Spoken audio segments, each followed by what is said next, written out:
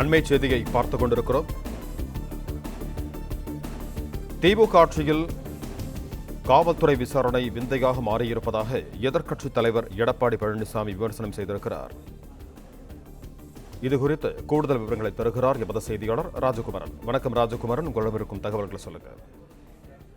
திருநெல்வேலியில் கல்லூரி பயிலக்கூடிய விக்னேஷ் என்ற மாணவர் கல்லூரி விடுதியில் மர்மமான முறையில் உயிரிழந்திருந்த நிலையில் அது தொடர்பாக காவல்துறை வெளியிட்டிருந்த கருத்துகளில் அந்த மாணவர் இறந்து கிடந்த கழிவறை பகுதியில் அதிக அளவு ரத்தம் இருந்ததற்கு காரணம் தெரிவித்திருந்தார்கள். அதன்படி எறும்பு கடித்ததால் அந்த மாணவர் உடலில் இருந்து அதிக ரத்தம் வந்திருக்கலாம் என்று காவல்துறை கூறியிருந்ததை விமர்சித்து எதிர்க்கட்சித் தலைவர் இந்த பதிவினை வெளியிட்டிருக்கின்றார். பொறுப்பற்ற முறையில் காவல்துறை தெரிவித்ததாக வரக்கூடிய அந்த செய்திகள் தனக்கு அதிர்ச்சி அளிப்பதாக குறிப்பிட்டிருக்கக்கூடிய அவர் திமுக ஆட்சியில் காவல்துறையின் விசாரணையே விந்தையாக இருக்கின்றது என்று குறிப்பிட்டிருக்கின்றார்.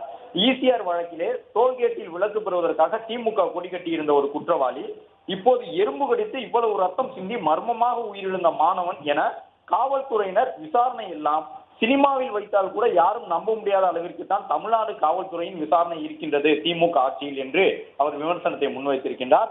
பட்டியலினத்தைச் சேர்ந்த முதல் தலைமுறை பட்டதாரியான விக்னேஷ் என்கின்ற மாணவருடைய மரணத்தின் உண்மையான காரணத்தை மறைத்து திசை திருப்புவதற்கு திமுக அரசுக்கு முயற்சி செய்தால் அது கடும் கண்டனத்திற்குரியது என்று குறிப்பிட்டிருக்கக்கூடிய எதிர்க்கட்சி தலைவர் மாணவர் விக்னேஷினுடைய மரணத்திற்கான காரணத்தை முறையாக விசாரணை செய்து கண்டறிந்து அதில் யாருக்கெல்லாம் தொடர்பு இருக்கின்றது என்று கண்டறிந்து அவர்கள் மீது கடும் சட்ட நடவடிக்கை எடுக்க வேண்டும் என்று முதலமைச்சரை குறிப்பிட்டு இந்த பதிவினை வெளியிட்டிருக்கின்றார்.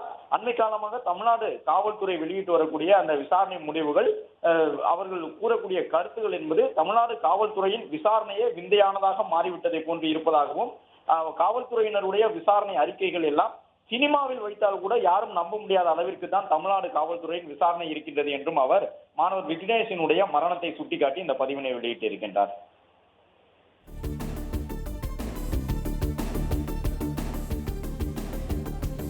நன்றி ராஜகுமரன், உங்க தகவல்களுக்கு.